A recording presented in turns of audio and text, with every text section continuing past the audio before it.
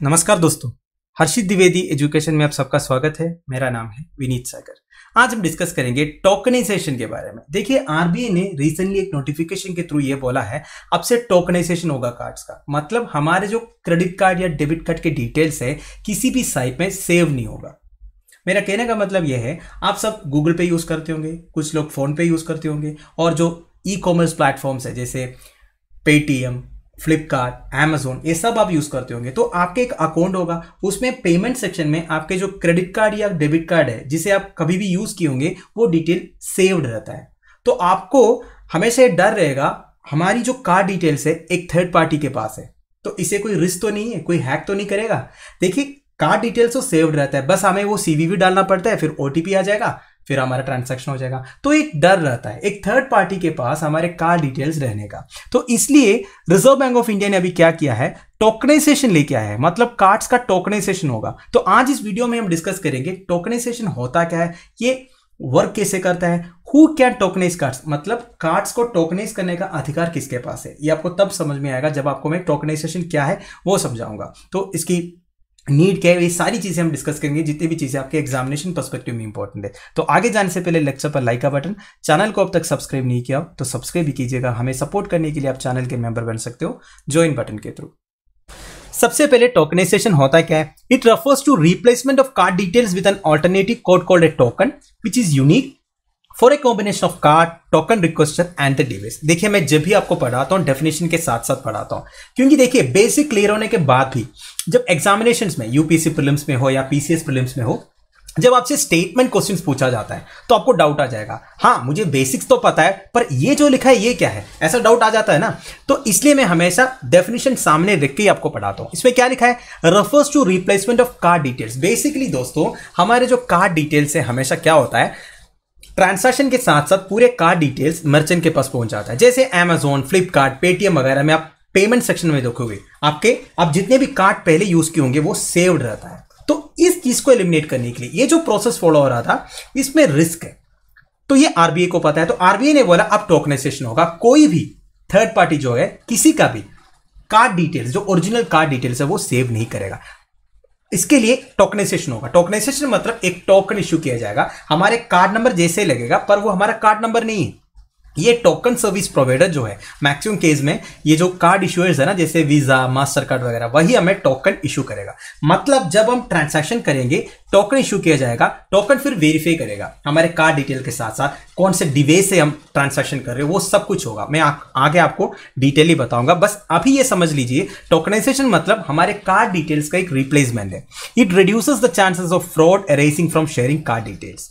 Token is used to perform contactless and card transactions at point of sale terminals and QR code payments. देखिए, हर चीज में QR code payment हो, point of cell में जाके आप swipe करते हो, सब चीज में ये टोकन इश्यू होगा। आरबीआई ने ये जो टोकनाइजेशन को मैंडेटरी बनाया है 1 जनवरी 2022 से। आप देखिए, with effect from 1st January 2022, no entity in the card transaction or payment chain other than the card issuers and card networks should store the actual card data. मतलब ये जो saved cards है ना, वो सेक्शन ही eliminate हो जाएगा, ये होना ही नहीं चाहिए, ये आरबीआई ने बोला है।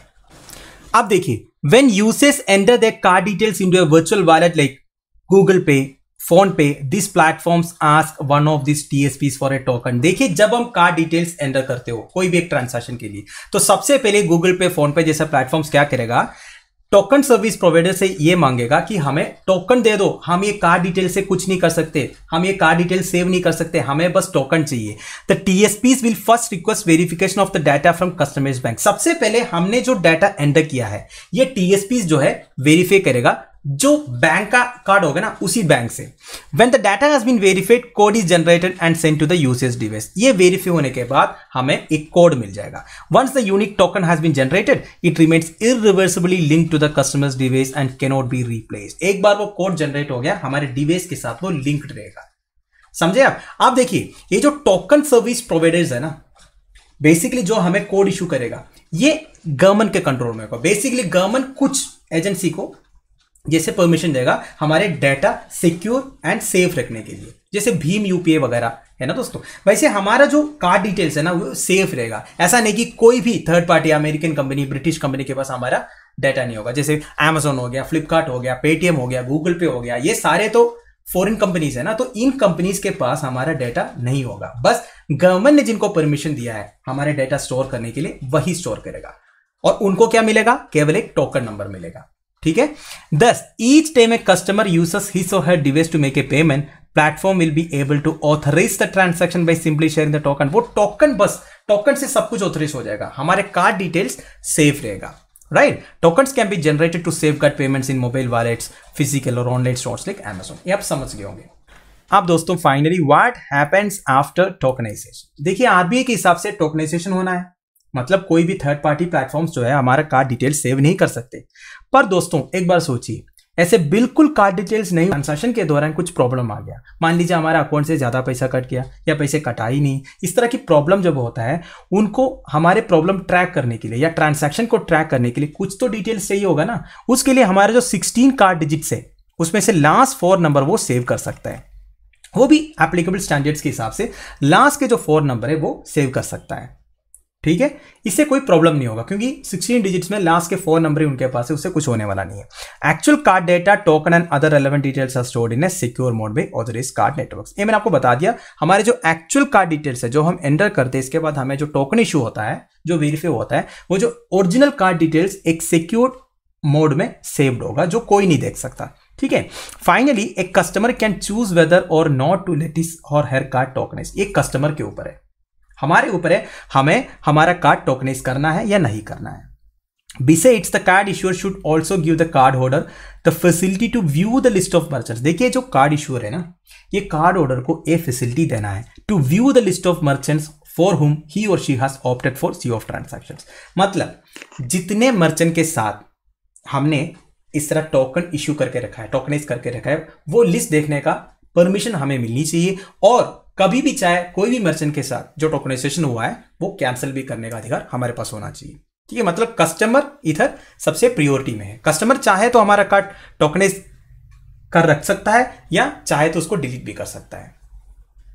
तो दोस्तों what is the need for tokenisation? देखिए in the recent past there have been many incidents where card data stored by some merchants have been compromised और लीक्ड। ऐसा हुआ है थर्ड पार्टी प्लेटफॉर्म्स में, हमने जो हमारा कार्ड डिटेल सेव करके रखा है इसका मिसयूज हुआ हो, तो ये सबको रोकने के लिए स्ट्रिक्ट रूल्स एंड रेगुलेशंस लाना बहुत जरूरी है आरबीआई के द्वारा। Stolen card data can also be used to perpetrate frauds within India through social engineering techniques. देखिए हमारा डेटा, कार्ड डेटा अगर मिल गया ना, इससे कई सारे फ्रॉड्स हो सकता है इंडिया के अंदर, जैसे सोशल इंजीनियरिंग टेक्निक्स का इस्तेमाल करके। अब ये सोशल इंजीनियरिंग टेक्निक्स क्या होता है?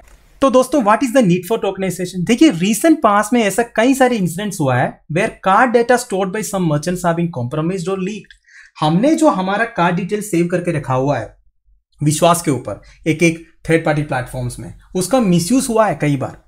तो आरबीआई की रेस्पॉन्सिबिलिटी बनती है इस तरह की जो फ्रॉडुलेंट ट्रांजैक्शन है उसको रोकना। इसके लिए जितने भी स्ट्रिक्ट रूल्स एंड रेगुलेशंस लाना है, जैसे ये टोकनाइजेशन है, ये सब बहुत जरूरी होता है क्योंकि आने वाले टाइम पे सब कुछ डिजिटाइज होने वाला है। ऐसे टाइम आ जाएगा जब लोग बाहर निकलेगा ही नहीं, दुकान जाएगा ही नहीं, सब कुछ ऑनलाइन हो जाएगा। मतलब जो आजकल जो स्विगी, जोमैटो या फिर ग्रोफर्स ये सब जो होता है ना, उसका एक एक्सटेंडेड वर्जन आने वाला है। एक टाइम आ जाएगा ड्रोन सप्लाई कर देगा हमें सब कुछ घर तक, है ना? नहीं, आपको लग नहीं रहा ऐसा होगा? तो अब ये ऑनलाइन जो एक्सप्लोशन होने वाला है, मतलब ऑनलाइन ट्रेडिंग का, ऑनलाइन शॉपिंग का, ऑनलाइन ट्रांजैक्शंस का जो एक्सप्लोशन आने वाले टाइम पे होने वाला है, उस टाइम पर एक safe and secure environment banana, data protection लेके आना, ये टोकनाइजेशन जैसा इनिशिएटिव से हो सकता है। तो दैट्स एंड ऑफ इट दोस्तों। आई होप आपको कुछ ना कुछ सीखने को मिला होगा। अगर आपको समझ में नहीं आए कोई भी पॉइंट्स, आप मुझे कमेंट बॉक्स में बता सकते हो। I will surely address it. So lecture की पीडीएफ एज यूजुअल आपको टेलीग्राम चैनल में मिल जाएगा जिसका लिंक नीचे प्रोवाइडेड है। Thank you for watching. Bye bye, have a nice day.